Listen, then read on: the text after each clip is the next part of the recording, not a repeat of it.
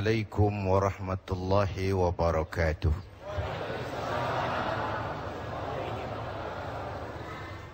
Alhamdulillah, salatu wassalamu ala rasulillah, amma ba'du. Bapak, Ibu, dan segenap pemirsa TV One yang saya cintai,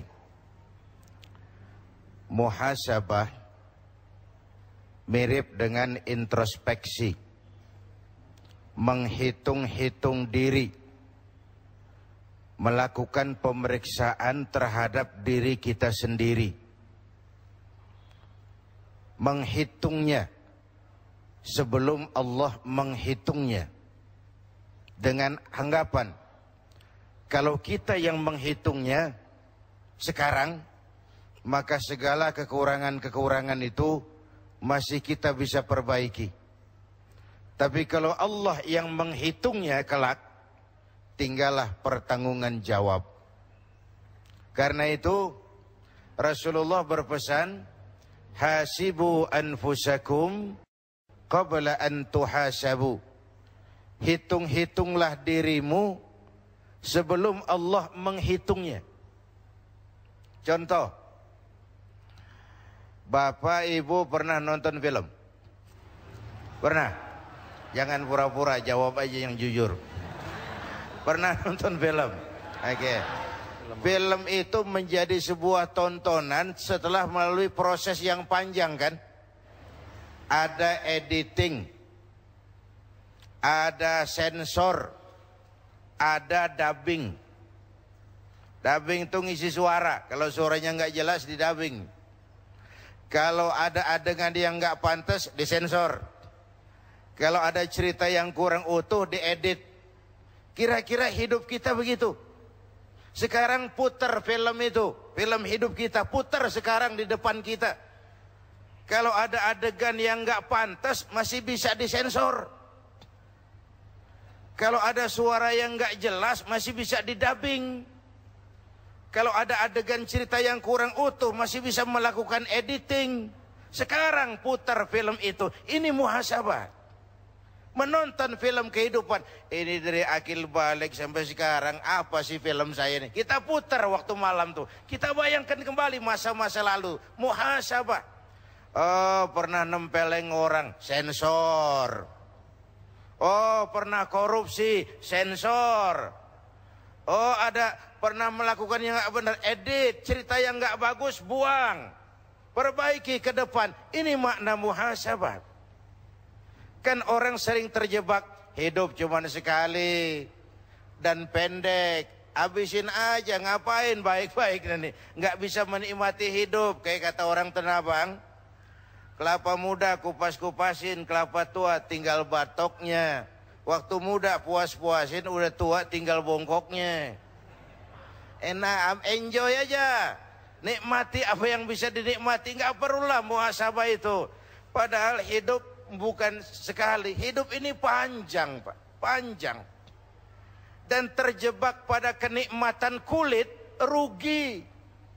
Terjebak pada kenikmatan kulit, rugi. Emas pasti kuning. Benar itu? Apa semua yang kuning pasti emas? Jangan terjebak di permukaan. Jangan terjebak pada kesenangan yang kulit.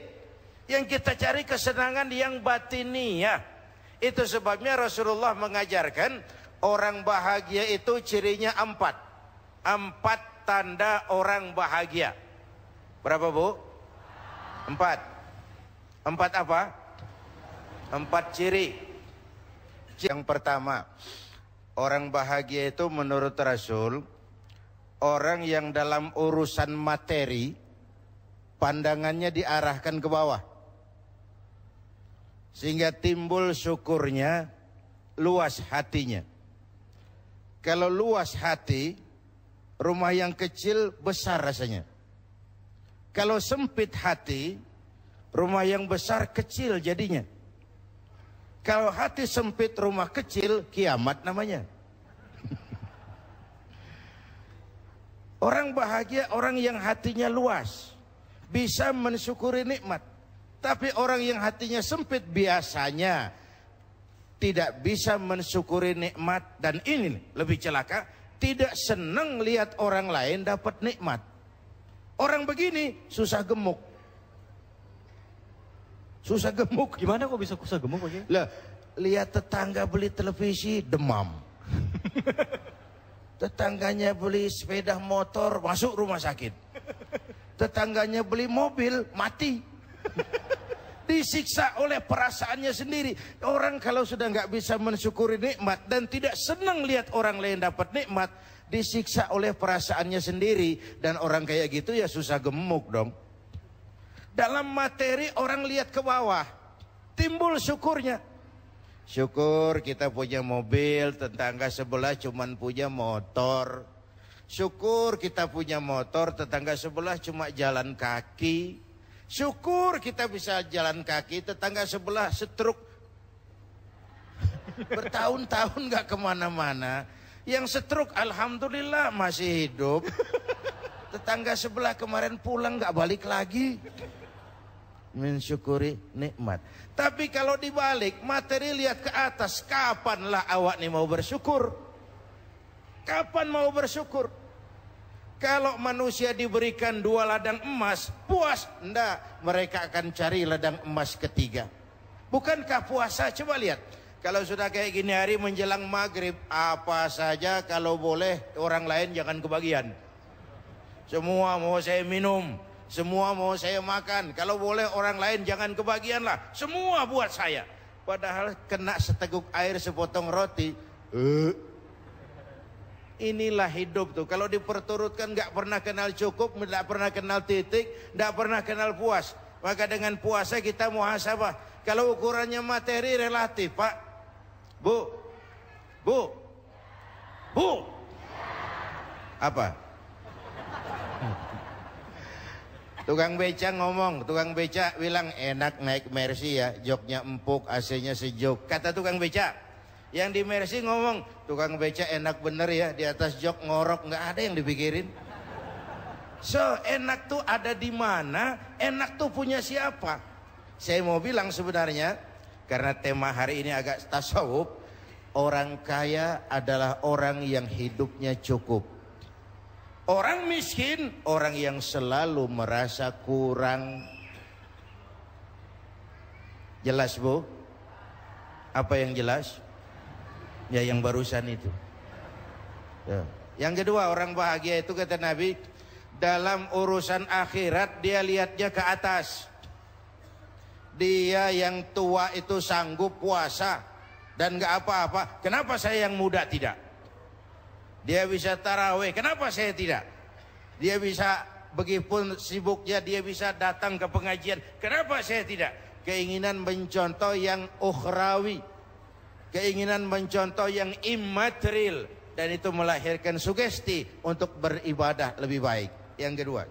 Yang ketiga, orang bahagia itu kata Nabi, orang yang selalu melupakan kebaikannya. Ini juga bagian introspeksi. Orang yang kalau berbuat baik, dia ikhlaskan, gak pernah diingat-ingat. Dia lupakan, dia anggap dirinya belum pernah berbuat baik. Sehingga kalau ada kebaikan dia tidak bisa ikut, dia merasa sangat rugi. Lawanannya orang celaka, orang yang selalu mengingat kebaikannya, menepuk dada, menghitung jasa. Tuh kalau nggak saya tuh, itu kalau nggak saya, itu kalau nggak saya. Emang kalau nggak lu kenapa sih? Selalu kalau nggak saya, kalau nggak saya, kalau nggak saya. Orang yang suka menepuk-nepuk dada itu biasanya orang yang nggak percaya diri, Pak. Yang ketiga, orang bahagia itu, yang keempat maksud saya, orang yang selalu ingat kesalahan yang dia lakukan. Nah, ini juga bagian introspeksi. Sehingga kalau akan berbuat salah yang baru, kemarin aja udah 3 keranjang, ini nambah lagi, bagaimana nanti di padang mahsyar. Ini bagian dari introspeksi. Orang yang selalu mengingat kesalahan yang pernah dia lakukan. Sehingga apabila akan melakukan kesalahan baru, itu lebih jadi langkah preventif buat dia. Bapak Ibu hadirin pemirsa TV One yang saya cintai. Oleh karena itu, di dalam kita bermuhasabah seraya menghayati apa yang kita laksanakan dalam pelaksanaan ibadah puasa ini, maka sekali lagi, mumpung film kita sendiri yang putar. Kalau nanti Allah yang putar film hidup kita, tinggal pertanggungan jawab. Tapi kalau sekarang kita yang putar, masih bisa diedit, masih bisa disensor, pintu taubatnya masih terbuka. Bu, putar film ibu, putar film kita Pak. Jangan sampai kita termasuk nanti di hadapan Allah banyak adegan-adegan hidup yang mestinya nggak disensor, belum kita sensor, bertanggung jawab loh di hadapan Allah. Mestinya kita edit, nggak kita edit, bertanggung jawab loh di hadapan Allah. Memang hidup ini singkat, tapi ya waktu yang singkat akan terasa banyak manfaatnya kalau kita bisa menggunakan dengan sebaik-baiknya. Dan mati bukan akhir dari sesuatu yang bernama hidup. Ini kan kita ini semua nih calon-calon jenazah nih. Ibu-ibu tuh bakal mati. Mati. Bapak-bapak nih mati, saya belakangan. Kalau saya terserah Pak, saya sih ikhlas kapan saja. Mau bapak-bapak dulu, saya belakangan boleh. Atau sebaliknya, saya belakangan bapak duluan. Terserah, saya sih ikhlas. Saya sih ikhlas. Takut mati Pak, jangan hidup. Takut hidup Pak, mati saja. Muslim itu berani hidup, tidak boleh takut mati. Ya tapi saya masih muda Pak. Bukan soal tua muda, muhasabah itu. Soal jatah, maut itu aneh. Kadang-kadang kakeknya seger buger, cucunya mati. Ada yang model begitu? Banyak. Jangan bilang saya masih muda. Muda, cantik, terkenal, mati. Ya kalau Mbak Surip, mantep toh. Ya udah 60-an, Mas Rendra 71, tapi orang kayak Taufik Sapalas, Nike Ardila, muda, cantik, terkenal, mati. Alda, suara emas, muda, terkenal, mati. Nggak bisa kalau mau muhasabah, nggak bisa dikubur Munkar Nakir. Tanya Alda, man rabbuka? Lalu dia jawab, aku tak biasa. Ya nggak bisa dong. Babnya lain. Ini muhasabah. Wajahmu kulihat di sana, apa rahasia yang tersirat, tapi zahir yang dapat kulihat, mesra wajahmu dengan senyuman.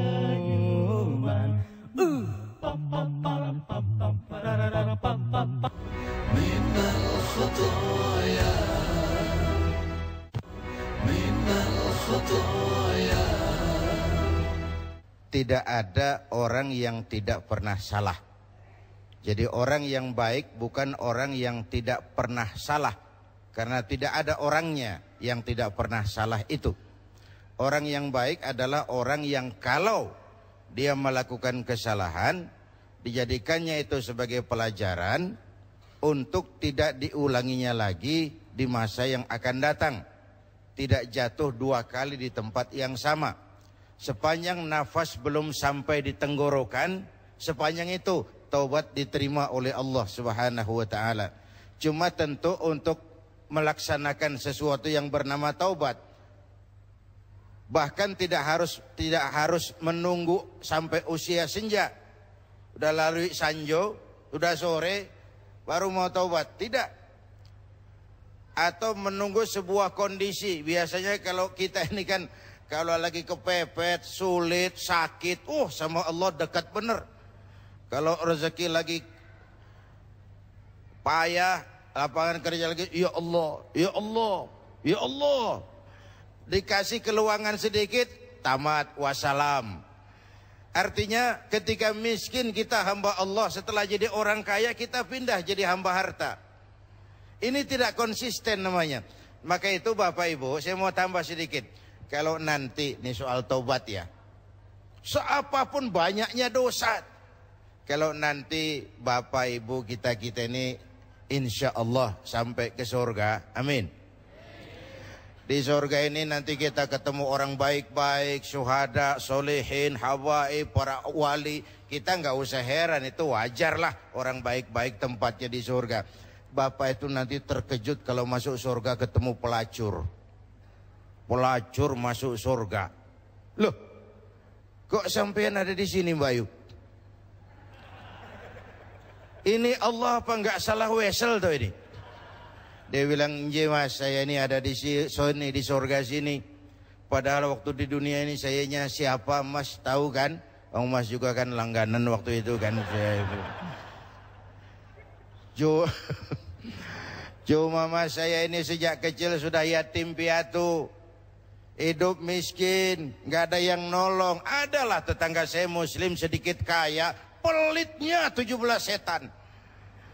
Perut nggak bisa ditunda, Mas. Terpaksa demi sesuap nasi saya merantau ke Jakarta. Ada yang nolong, katanya kerjanya ringan, uangnya besar. Apa? Yaitu, Mas, dagang serabi itu. Demi sesuap nasi saya lakoni.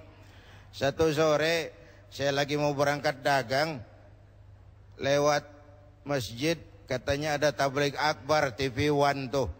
Saya dengar dari jauh ustadznya pidato, katanya Nabi bersabda, "Lau amiltumul khataya hatta mala'atis sama, thumma nadimtum fataballahu alaikum."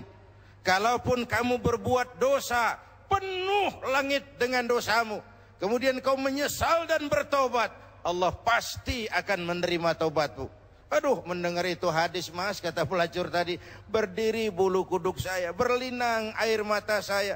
Terbayang dosa-dosa yang pernah saya lakukan. Terbayang orang-orang yang pernah menanamkan modal asing. Dikala itu hidayah datang, saya tobat sebenar-benarnya. Saya bungkus pakaian pulang mudik.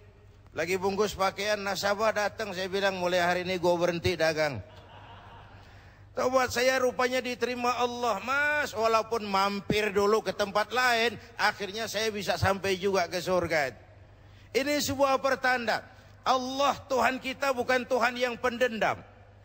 Allah Tuhan kita Tuhan yang ramah, yang siang malam mengangkat tangan menerima taubat hamba-hambanya. Kau jalan menujuku, aku lari menyambutmu. Kau jalan menujuku, aku lari menyambutmu. Begitu Allah Tuhan kita ini. Ini nuansa Ramadan, peluang untuk melakukan muhasabah atas film-film gelap yang pernah kita lakukan dari sisi kehidupan kita. Atas adegan-adegan yang tidak senonoh yang kita lakukan dalam perjalanan hidup kita. Ayo kita lakukan sensor. Ayo kita lakukan editing, ayo kita lakukan dubbing, supaya film ini nanti di padang mahsyar bisa kita pertanggungjawabkan. Itu. Assalamualaikum warahmatullahi wabarakatuh, Pak Ustadz. Salah satu sifat manusia adalah pelupa. Bagaimana kita mengenal kembali bahwa kita telah melakukan salah satu dari kesalahan 4 ciri di atas untuk melakukan muhasabah ini. Sekian, terima kasih. Assalamualaikum warahmatullahi wabarakatuh. Yang dimaksud mengingat kembali adalah meyakini bahwa kita pernah melakukan itu. Nah, kalau sudah kita yakini itu, bagaimana menghapusnya? Rasulullah mengajarkan, ikuti perbuatan salahmu dengan kebaikan. Niscaya kebaikan itu menghapus kesalahan yang kamu lakukan. Wa atbi'is sayyi'atal hasanata tamhuha. Ikuti perbuatan salahmu dengan kebaikan. Niscaya kebaikan itu menghapus kesalahan lalumu. Jadi kalau pernah makan harta orang dengan cara yang zalim, perbanyak sedekah sekarang. Itu loh. Kalau dulu banyak meninggalkan sholat, perbanyak sholat-sholat sunnah sekarang. Ikuti perbuatan salah dengan kebaikan, niscaya kebaikan itu menghapus. Jadi bukan muhasabah sekedar, iya deh gue ingat gue pernah bikin dosa dulu, tapi sekarang gak bikin apa-apa. Nothing. Ikuti perbuatan salahmu dengan kebaikan hari ini. Saya kira itu. Satu hari malaikat maut datang kepada Nabi Daud. Nabi Daud bertanya, malaikat maut, iya, Anda ini datang silaturahmi apa tugas? Silaturahmi apa tugas? Kata malaikat maut, dua-duanya. Silaturahmi iya, tugas juga iya. Jadi mau ambil roh saya tuh? Iya. Loh, kalau memang tugas kenapa nggak ngasih tahu sebelumnya? Sudah saya kasih tahu. Sudah dikasih tahu. Ketika kulit mulai keriput, ketika uban mulai bertabur, pendengaran sudah lamur, mata kabur, makan cuma kuat makan bubur. Itu tanda sudah mau ke lubang. Jadi yang ditemui oleh Mbak Firni tadi seperti sebuah nasihat yang tidak langsung. Setelah menemukan satu event, satu momen, baru kebaikan itu muncul. Tapi yang mau saya tambahkan adalah tidak pernah terlambat untuk berbuat baik. Satu. Yang kedua, orang tua sudah meninggal pun masih ada peluang berbuat baik kepadanya. Caranya, pertama bersilaturahmi dengan kerabat yang ditinggalkan almarhum. Ya, jangan kehilangan obor. Yang kedua, bersedekah atas nama almarhum. Apa pahalanya bisa sampai, Pak? Itu urusan Allah. Urusan Allah. Pak, orang meninggal dibacakan Fatihah, pahalanya sampai enggak? Urusan Allah. Coba kalau enggak percaya, coba aja mati dulu. Nanti saya bacain Fatihah, tungguin di sana. Ada ajaran orang tua saya punya hutang, meninggal, hutangnya saya bayarin, lunas enggak? Lunas enggak? Lunas. Di akhirat ditagih enggak? Enggak, sudah lunas hutangnya. Siapa yang bayar? Saya. Anaknya. Kalau hutangnya sampai, sedekahnya mestinya juga sampai. Ada masjid belum selesai, Pak, saya nyumbang 1 juta, saya niat pahalanya untuk almarhum orang tua saya. Itu yang kedua. Yang ketiga, wa anta tasaddaqu lahuma wa tad'u lahuma. Kau bersedekah atas nama keduanya dan memohonkan ampun untuk keduanya. Saya kira itu bagian tambahan.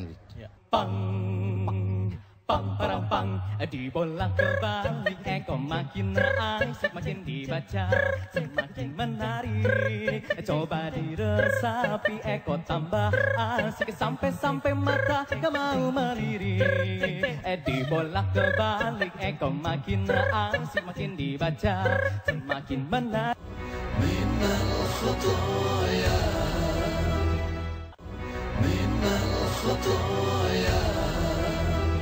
kan tadi misalnya akhirnya sekarang aku menyadari gitu, aku tidak mau melewati waktu sampai ngangkat telepon atau apapun di pokoknya prioritas. Tapi sekeliling misalnya ada kru, misalnya 40 orang, 40 di rumahnya ada anak istrinya nunggu gitu.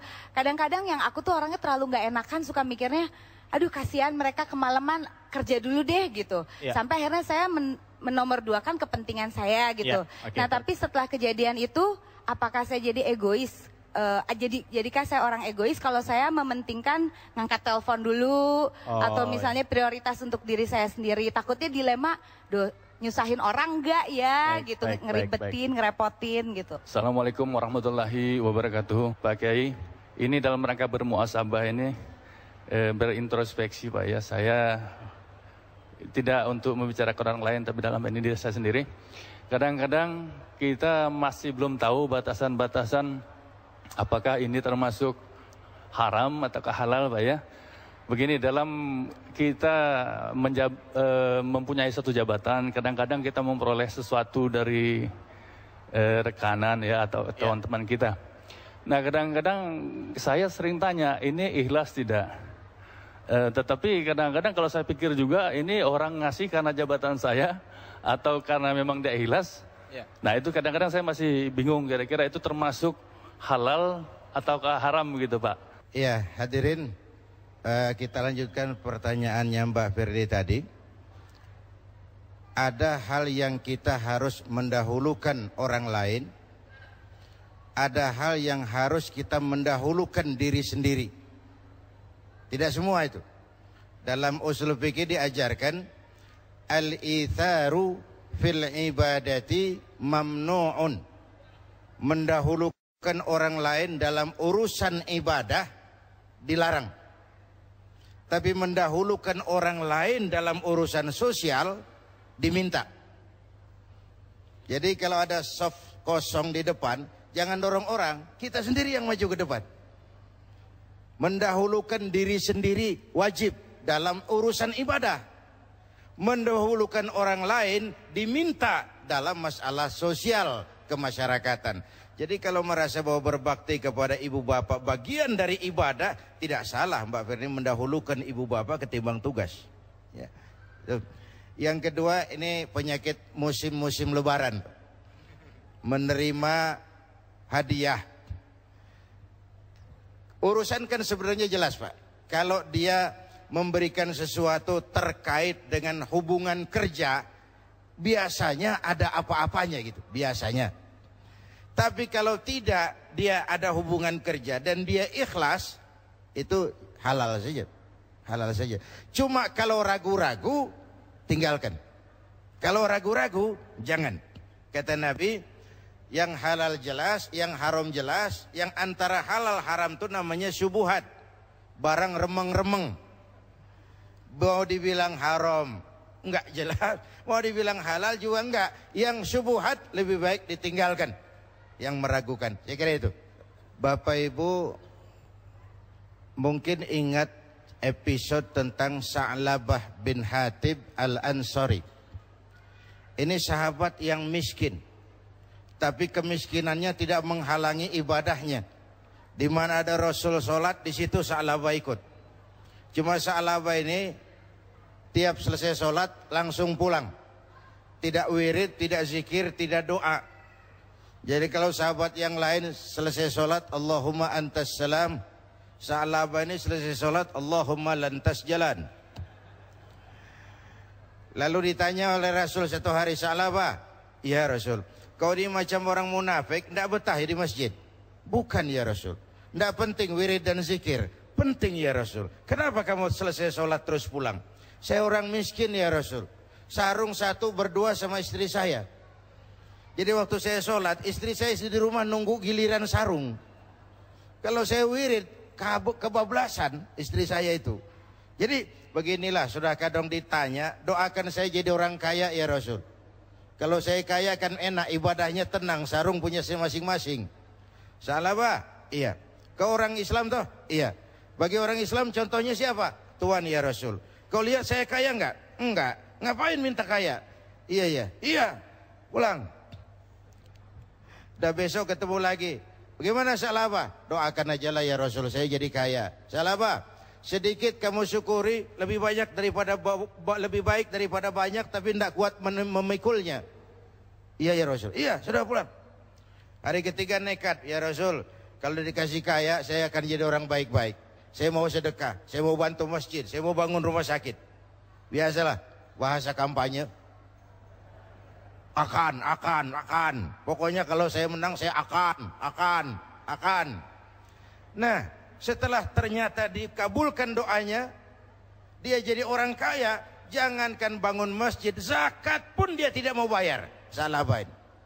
Nah, saya mau bilang dengan riwayat ini, banyak orang lulus ketika diuji dengan kemiskinan, tapi gagal setelah diuji dengan kekayaan.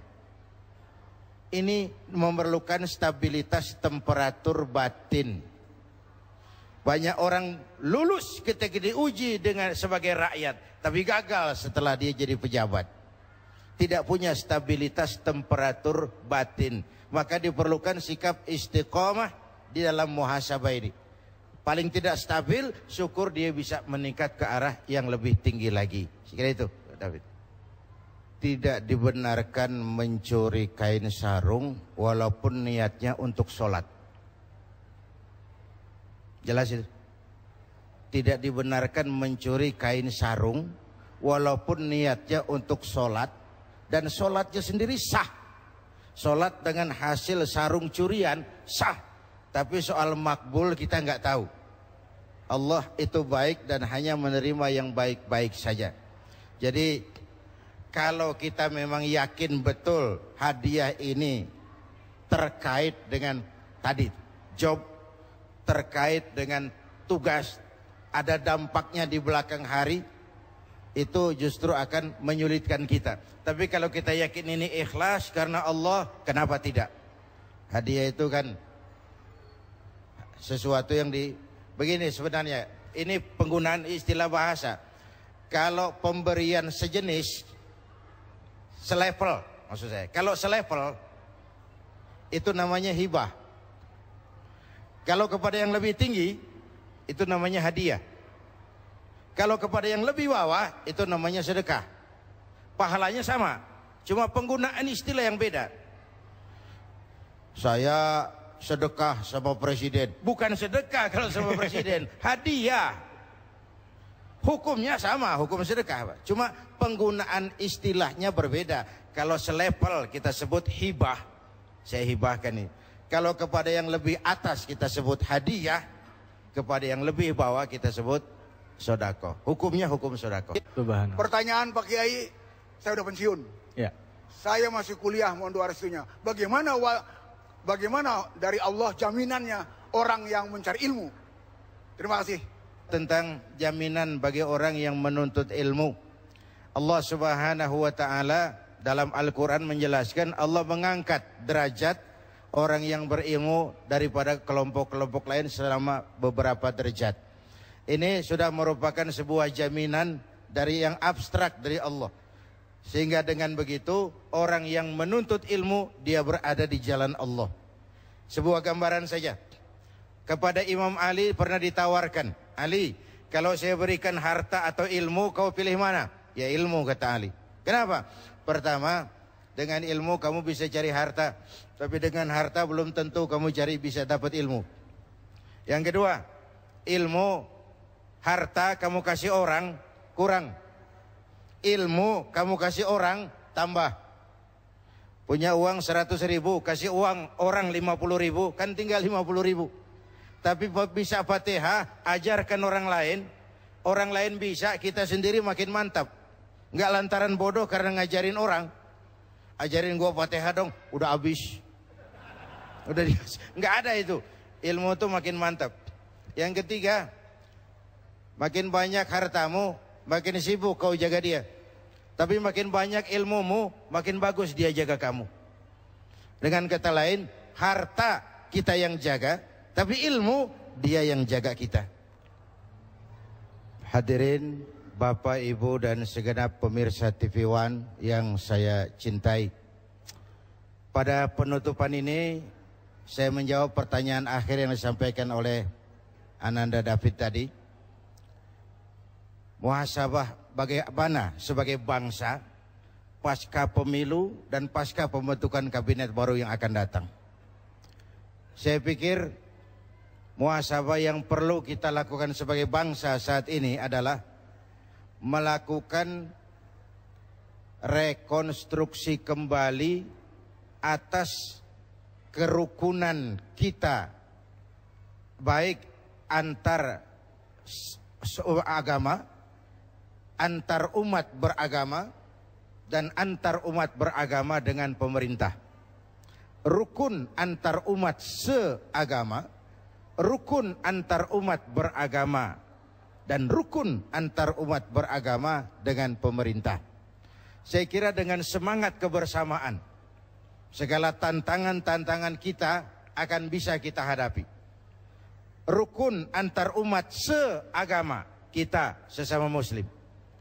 Rukun antar umat beragama, karena Islam rahmatan lil alamin dan Indonesia sangat majemuk. Lalu rukun antar umat beragama dengan pemerintah, sehingga apa yang kita cita-citakan dapat terlaksana adanya. Mari sama-sama kita mohon kepada Allah, mudah-mudahan negara kita senantiasa dalam perlindungan Allah, pemimpin kita diberikan kekuatan untuk dapat melaksanakan keinginan rakyat yang lebih baik. Al-Fatihah. Bismillahirrahmanirrahim. Alhamdulillah Rabbil Alamin. Salli ala Sayyidina Muhammad wa ala alihi wa sahbihi ajma'in. Allahumma ya Allah, dengan sepenuh perasaan dan pengharapan, dalam segala kerendahan dan kelemahan, hari ini kami bermuhasabah, memeriksa diri kami. Begini banyak nikmat dan karunia yang Kau berikan kepada kami ya Allah. Namun begini banyak kesalahan yang kami lakukan. Karuniamu turun setiap saat, namun dosa kami naik di setiap waktu. Ya Allah, kalau selama ini lebih banyak lalai kami dari ingat kami, lebih banyak keluhan kami dari syukur kami, lebih banyak marah kami dari sabar kami, tunjuki kami jalan-Mu yang lurus, yang apabila kami berpijak di atasnya, tidaklah kami akan tersesat buat selamanya. Rabbana atina fid dunya hasanah wa fil akhirati hasanah wa qina adzabannar. Walhamdulillahi rabbil alamin. Astaghfirullah rabbal baraya. Astaghfirullah minal khataya. Astaghfirullah rabbal baraya. Astaghfirullah minal khataya.